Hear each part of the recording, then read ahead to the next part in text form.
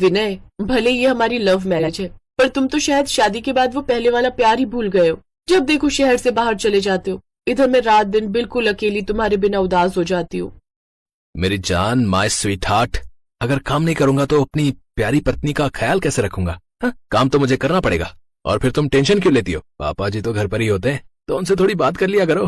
कभी भी कोई भी जरूरत हो तो पापा को बोल देना। अच्छा, मैं चलता हूँ, लाइट का टाइम हो रहा है, 2-3 दिन बाद लौट आऊंगा। विनय बाहर आता है और अपने पिता के पैर छूता है। विनय के जाने के बाद अंजलि अपने कमरे में आ जाती है। अगली रात अंजलि जब सो रही थी तो उसे नींद नहीं आ रही थी। पता नहीं विनय का कॉल क्यों नहीं मिल रहा। इतनी देर से फोन ट्राई कर रही हूँ, कहीं ऐसा तो नहीं ये सो गए होंगे, कल सुबह कॉल करूंगी। तभी अंजलि के दरवाजे पर खटखट होती है। बहू, जरा दरवाजा खोलना। इतनी रात को पापा जी को क्या काम होगा, देखती हूँ। अंजलि दरवाजा खोलती है। मुझे नींद नहीं आ रही, बहुत बेचैनी हो रही है। क्या मैं कुछ देर तुम्हारे साथ कमरे में बैठ जाऊं, अगर तुम्हें ऐतराज ना हो? जी, मेरे कमरे में? रहने दो बहू, तुम्हें भी परेशानी होगी। मैं देखता हूँ, थोड़ा बाहर टहल लेता हूँ। पापा जी, मैं आपके लिए कुछ लाऊं, दूध चाय कुछ बनाकर? आपको कुछ चाहिए? अंजलि का ससुर झट से उसका हाथ पकड़ लेता है। चाहिए तो बहुत कुछ। कब से मैं तड़प रहा हूँ तुमसे बात करने के लिए, तुम्हें छूने के लिए। अंजलि, मेरी बाहों में आ जाओ। पापा जी, ये क्या बदतमीजी है? मैं आपकी बहू हूँ, आपको शर्म आनी चाहिए मेरे से इस तरह की बातें करते हुए। निकल जाइए मेरे कमरे से अभी के अभी, वरना मैं विनय को सब कुछ बता दूंगी। अरे अरे बहू, तुम तो गुस्से में आ गई। जा रहा हूँ, मैं तो बस तुम्हारे पास थोड़ी देर बैठने आया था। और विनय को क्या बताओगी? ये कि मैंने तुम पर हाथ डाला है, तुम्हें गंदी निगाहों से देखा है, तुम्हें छूने की कोशिश की है। विनय तुम्हारी बातों पर कभी यकीन नहीं करेगा, क्योंकि वो मेरा बेटा है और मुझे बहुत प्यार करता है। मेरे बारे में ये सब कहते हुए तुम्हें शर्म नहीं आएगी कि तुम्हारे अपने ससुर ने ही तुम पर गंदी नजर डाली है? मैं आपको शराफत से कह रही हूँ, आप इस समय यहाँ से चले जाओ, मुझे और कुछ नहीं कहना सुनना। अंजलि का ससुर कमरे से बाहर आ जाता है।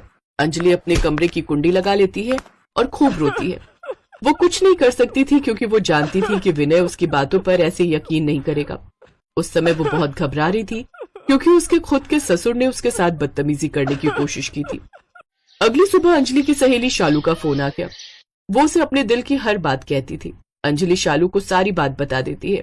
अगले दिन विनय वापस लौट आता है। अंजलि का ससुर हैरान था कि वो उससे बहुत अच्छे से बात कर रही है और उसने विनय को कुछ भी नहीं बताया। अरे बस बस अंजलि, 2 पराठे पहले ही खा चुका हूँ, बस और नहीं।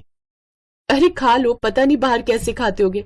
विनय, मैं सोच रही हूँ हमें शादी में तो जाना ही है। पापा जी पीछे से अकेले रहेंगे तो हमें पापा जी की चिंता होती रहेगी। पापा जी, आप भी हमारे साथ मनाली चलो। वैसे भी मेरी बेस्ट फ्रेंड की शादी है, उससे अच्छा लगेगा अगर मैं अपने पूरे परिवार के साथ उसकी शादी को अटेंड करूंगी।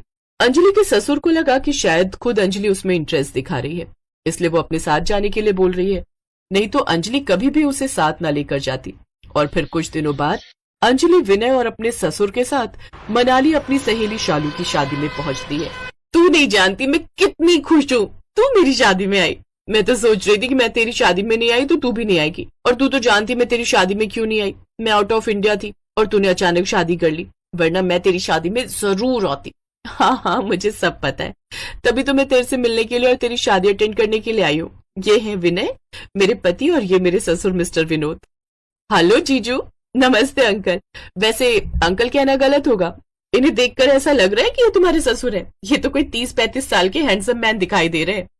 शालू की शादी के फंक्शन शुरू हो जाते हैं। शालू जानबूझकर अंजलि के ससुर के साथ चिपक रही थी, क्योंकि उसे तो अंजलि के ससुर का सच सामने लाना था। पर कैसे, ये तो आगे की कहानी में ही पता चलेगा।